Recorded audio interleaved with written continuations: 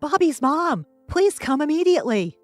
The sight that I saw, having rushed over at the teacher's words, was my son collapsed on the spot. My son was unconscious after colliding with a friend and falling from the playground equipment. I was anxious and called help to my husband, but busy with his work, he didn't come to our son's side. Even though it's his job, it's just too cruel, while his own son is being taken away in an ambulance. I realized something. The worst reason he couldn't rush to our son's side. I'm Jennifer. I live with my husband John and our elementary school-age son, Bobby. John works in the hotel industry and doesn't have weekends off, so he rarely participates in Bobby's school events. He's never shown up for parent-teacher conferences or sports days. When we received the letter about a parent-child outing, I asked my husband, knowing he probably couldn't go, "John, there's a parent-child outing during the upcoming public holiday." "During a holiday? I can't. I have work." Despite understanding, I still felt lonely. When I asked other moms, they said that everyone is managing to attend with their spouses. Some people also work on weekends, but they seem to be adjusting to take the day off. When I mentioned this, John clearly seemed annoyed and retorted, "So what? You're telling me to take a day off too? You understand my work, right?" "Yeah, sorry." Reluctantly, I decided to attend the parent-child outing with Bobby alone. While many families were participating with both parents, there were also fathers participating alone because their wives were working. Well, it happens that wives have to work too. I wasn't bothered by it and thought I would enjoy the day with Bobby. However, when the children go off to play, it inevitably gets lonely. The other moms were there with their husbands, so it was hard to join in the conversation. As I was sitting there, the teacher came running towards me in a panic. "Bobby's mom, please come immediately." "Huh? What happened?" "Bobby. He collided with a friend and fell off the playground equipment." "What? Bobby?" I rushed to the scene to find my son unconscious. The teacher immediately called an ambulance, and I got in with Bobby, who was still unconscious. When we arrived at the hospital, he was immediately taken to the examination room. Realizing I hadn't informed John, I quickly called him. "Hello, John? Something terrible has happened. Bobby fell from the playground equipment and hit his head. He's unconscious." "What? Shouldn't you have called an ambulance before calling me?" "The teacher already did that. He's being transported to the hospital and undergoing examinations now." "All right. You're at the hospital then. Let me know the results via email when you know." "What?" I couldn't believe my ears. He wasn't planning to come to the hospital in this emergency? "What are you saying? You need to come home now." In response to my cry, my husband replied in a flippant tone, "Hey, didn't I tell you I can't take a break during this holiday?" "But we're in a state of emergency right now. Don't you understand?" "I know you're at the hospital, but what's the point of me going there? There's nothing I can do at the moment. We just have to wait for the results. Let me know when you get any updates. Bye for now." With that, John hung up the phone abruptly. I was left staring at my smartphone, dumbfounded. He wouldn't even come home for our son's critical situation. As I slumped there, a man approached me. "Are you Bobby's mom? I'm Alex's father." It was Alex's father who had spoken. Alex was the friend who had collided with Bobby. I remembered him attending the event with his son as his wife was absent. Alex's father bowed deeply towards me. "I am truly sorry for what has happened." I hastily shook my head. "I heard from the teacher that Bobby and Alex accidentally ran into each other. It was a careless mistake on our part as well.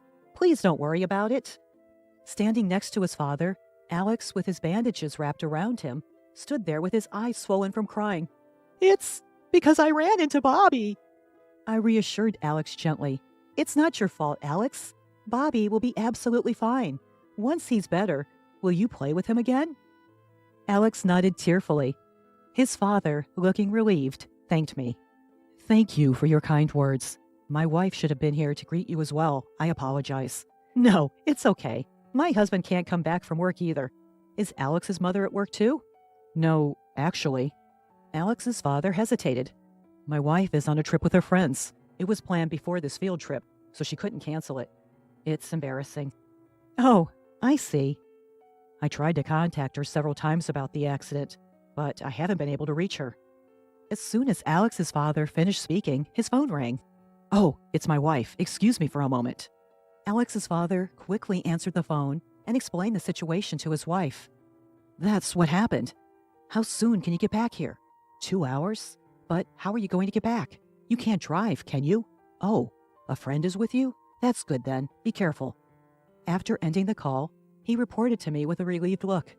I'm sorry. I just got in touch with my wife. She has a friend who happens to be coming near here, and she will drive her here. It will take about 2 hours, though. I see. Then my phone rang. Oh, it's my husband. Excuse me. I excused myself and answered the call. John, what happened? I managed to get some time off and we'll head there. I'll finish work in about 2 hours and I'll head straight there. Really? That's great. After ending the call, I reported back to Alex's father. My husband will also be here in about 2 hours. It's good that we can both meet. Just then, we were called by the doctor who had finished the examination. According to the examination, Bobby had no abnormalities. He had just lost consciousness due to the shock, and they decided to observe him for now. Even though they said no abnormalities, it was still nerve-wracking not knowing when he would regain consciousness. As I came out of the examination room filled with worry, Alex's father was there waiting for me. He was holding Alex, who had fallen asleep from exhaustion. We started to chat about our families to distract ourselves from the situation. Alex's mother was a homemaker, but recently she had been going out with her friends often during evenings and weekends. When she was away, he would take care of their child. My wife usually takes care of our son Alex during weekdays, so I thought she should have some fun during nights and weekends. But now, I regret not canceling her trip during the school field trip. As I listened to his story, I couldn't help but compare it to my husband John. My husband, on his days off, be it weekends when he has work, or even on weekdays, he always leaves alone saying he needs to unwind. In contrast, Alex's father is actively involved in childcare. I found myself confiding my husband's complaints to him. As we talked, I noticed a strange coincidence. The behavior of John and Alex's mother coincided exactly. The days they couldn't attend events. The weekdays they went out in the evening. They were all the same. I suddenly became curious and asked, by the way, my husband went on a business trip to Phoenix last month. Oh, when was that? It was the first weekend of last month, I believe. My wife said she was going on a trip with friends that day and came back with souvenirs from Phoenix. Could it be? We exchanged glances. It had been about 2 hours since we called John and his wife. The first to contact us was John. My husband will arrive at the parking lot soon, so I'll go and pick him up. I told Alex's father and headed to the parking lot. When I nervously peeked into the car, there was no one in the passenger seat. Could it be that Alex's mother is with him? That's what I was speculating. I brought John, who got out of the car with an innocent face, back to the hospital room where Bobby was sleeping. After exchanging greetings with Alex's father, Alex's mother appeared. I didn't miss the moment when she and John looked at each other's faces and were momentarily lost for words. As if nothing had happened, John greeted Alex's mother. Ha, hello. Thank you for always taking care of our son. Alex's mother quickly returned the greeting in response to John's excited voice. Oh, yes. Hello. Likewise. Upon observing the two, I decided to stir the pot a bit. Oh, is this your first time meeting my husband, Alex's mom? Alex's mother answered in a flustered manner. Of course. It's our first meeting. Isn't it obvious? You don't have to deny it so desperately. It wouldn't be strange if you had met him at parent-teacher meetings or school events, right? That's impossible. I didn't know John's son was in the same class as my son. I hadn't called my husband by his name in front of her yet. She took the bait. This was suspicious. At that moment, I was convinced of my husband's affair with her. Moreover, it seemed that they had been dating without knowing that their children were classmates. Isn't it strange? How do you know my husband's name if you're meeting for the first time? Alex's mother was at a loss for words at my questioning. That is... Suddenly, John snapped at me to protect her. Hey, Jennifer, what's your problem? That's rude to her, isn't it? She's the mother of our son's friend. You should show some respect. Alex woke up to the sound of John yelling, and then he pointed at John and said, the man who comes to our house. A man who comes to our house? The hospital room fell silent. Alex's mother tried to cover up his remark in a hurry. Whoa, hold on, Alex. What are you talking about? Are you mistaking him for someone else? Perplexed, Alex continues. No, I'm not mistaken. Dad, could you lend me your tablet? Alex receives the tablet from his father, and with practiced ease, He shows a certain image. Look, this! The image displayed is of a toy train set in Alex's room that he had assembled himself. The toy train set is a product sold by a toy company. What's this? Isn't it the toy set that Alex usually plays with? To his mother's puzzled question, Alex points to a figure in the background of the toy train set. See this man? I remember him because I look at this photo from time to time. Upon closer inspection, the image captured the living room in the background of Alex's room, where a man, John, was seen chatting amiably with Alex's mother. With this, you can't dodge the truth anymore, I muttered, giving them a hard stare. Alex's father, too, was trembling with anger. He raised his voice at his wife. You've been inviting your lover into our house while I'm at work? And look at the date. It's the day I was away on business, wasn't it? I, too, was shocked when I saw the date. This date? Wasn't it the day John didn't come home because he was on a business trip? Don't tell me. You stayed over at Alex's house? That is, she said it was okay, so I just...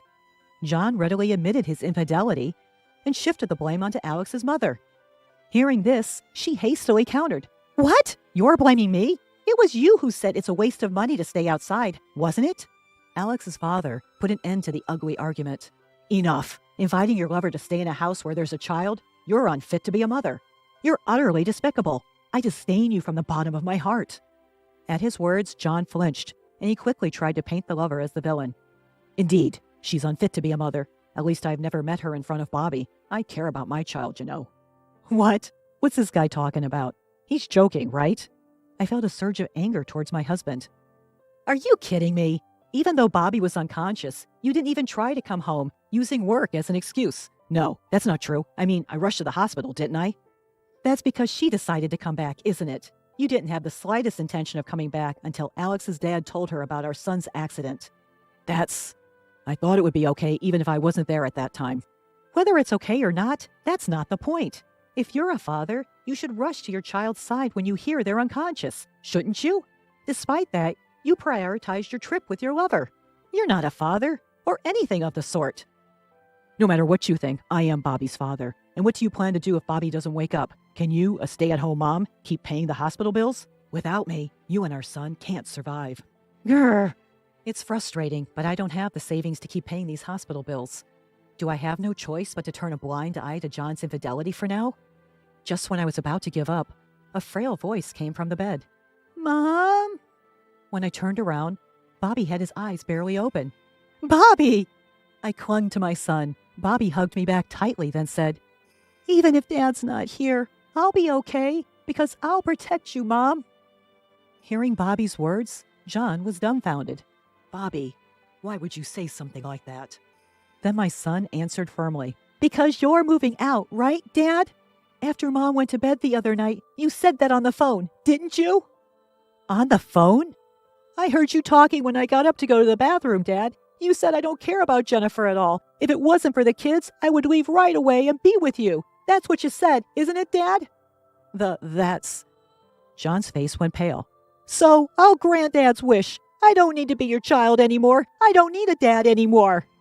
John was shocked at Bobby's words. On the other hand, I finally made up my mind after hearing what Bobby had said. I've made up my mind. Please, let's separate. As I told this to my husband, Alex's father handed me his business card. Jennifer, I'll help with your decision too. The business card he handed over had the title of a law firm's director printed on it. We should have plenty of evidence aside from this toy train photo. Leave the claim for alimony and child support to me. I'm planning to make a claim to my wife too, so it's like killing two birds with one stone. Upon hearing his words, Alex's mother started to panic. What? Wait! I haven't agreed to a divorce yet. I won't leave you. Then Alex's father said to her in a cold voice, Huh? You, who cheated, have no right to choose. A low-life mother who would cheat in front of her child doesn't deserve custody. If you still object, it'll go to court, you know. You're aware of my high success rate in court, right? And with such favorable conditions, there's no way I'd lose. Seemingly resigned, Alex's mother quickly consented to the divorce and agreed to pay the compensation. Seeing this, John also signed the pledge to pay alimony and child support to his wife. He must have realized that it was futile to go against the lawyer. After that, both our marriages ended in divorce. The now free Alex's mother and John started living together as planned. However, their living arrangement didn't go as planned. Once they started living together, they began suspecting each other of cheating with someone else, and their relationship began to sour. Tired of the relationship, John actually ended up cheating with another married woman. As always, John was sloppy and was easily caught by the woman's husband, who demanded compensation. Alex's mother also cheated with someone else, but her lover merely took advantage of her and then dumped her. Alex's mother, who had spent all her savings, and John, who was drowning in debt from paying compensation. They both seemed to be stuck together, blaming each other for their misfortunes. At this rate, they're clearly heading for financial ruin, but I don't feel sorry for them at all. They reaped what they sowed. It serves them right. As for me, thanks to Alex's father, I received more than enough alimony and child support, and now Bobby and I are living a peaceful life. Bobby got better without any problems and returned to his daily life. He still plays happily with Alex, just like before. I've become good friends with Alex's father, even more so than my mom friends, and we talk about everything. My only wish now is to continue living a happy life with Bobby, just the two of us.